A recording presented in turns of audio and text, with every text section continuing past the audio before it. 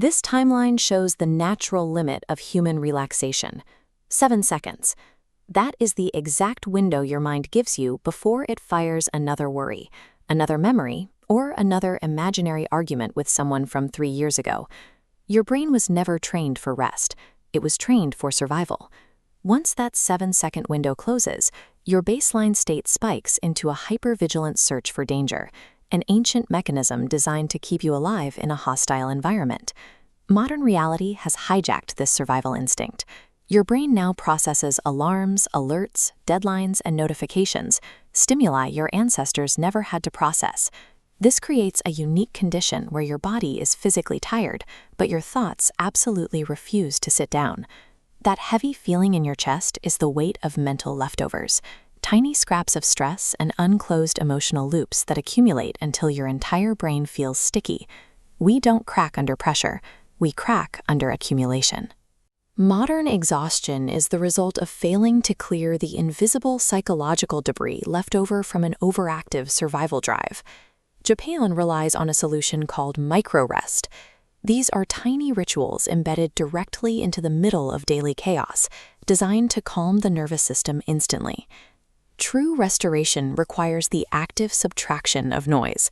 Instead of trying to add a complex relaxation routine to a busy schedule, you focus on carving out brief moments of emptiness. Because these habits are quick and quiet, we often underestimate them. Our brains are wired to believe that a massive, messy life requires a massive, dramatic fix, but these invisible pauses target your biology directly. Restoration begins when you dismantle the threat signals in your environment. By deploying small, aggressive pauses, you force the nervous system to recognize it is safe. Most people wake up with yesterday's mental weight already sitting on their chest. The Japanese practice of Kakizome, traditionally the first writing of the year, offers a tool to offload this immediate pressure. Before the world touches you, write down exactly one worry, intention, or mental loop you want to release. You are not journaling your entire day. You are clearing a single mental plate. Recording a thought on paper signals to the brain that the information is stored in an external record. This allows the working memory to release the loop. Once the data is externalized, the internal pressure drops and the thought stops echoing. You only need to wipe one tiny corner of a counter to create space for clarity to land. Externalizing just one thought provides the empty space required for the mind to start breathing. That principle of space applies to your physical environment through Kanso. This design rule focuses on removing the unnecessary so the necessary can breathe. Minor visual clutter acts as a constant subconscious trigger. When your brain sees even one random object out of place, like a bottle on a counter, it interprets it as an incomplete task, causing the background processing meter to spike and vibrate. The Kanso rule is to remove exactly one visual irritant. Pick up the one cup on your desk or close the one browser tab you don't need.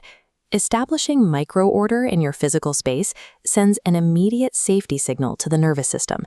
It teaches your brain that the environment is supported, allowing your guard to drop. Ma is the deliberate space between things, like the silence between musical notes that gives the melody its structure.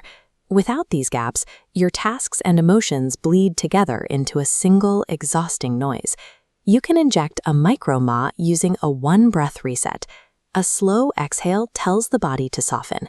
The nervous system biologically registers a long breath out as an all-clear signal, dropping the tension in your shoulders instantly. You can expand this pause by focusing your senses on a mundane detail, like the way light bends between buildings. When the sensory observation circuit lights up, it severs the connection powering the brain's panic loop. The mind cannot run both programs at once. Injecting these temporal gaps stops the daily accumulation of burnout. It provides the clean edges your day needs to prevent tasks from overwhelming your focus. In Japan, the word Oyasumi implies a gentle closing of the day, rather than the modern habit of crashing into bed. If you fall asleep while your mind is still racing at full speed, your brain never actually clocks out. You can signal the end of the day through micro-transitions.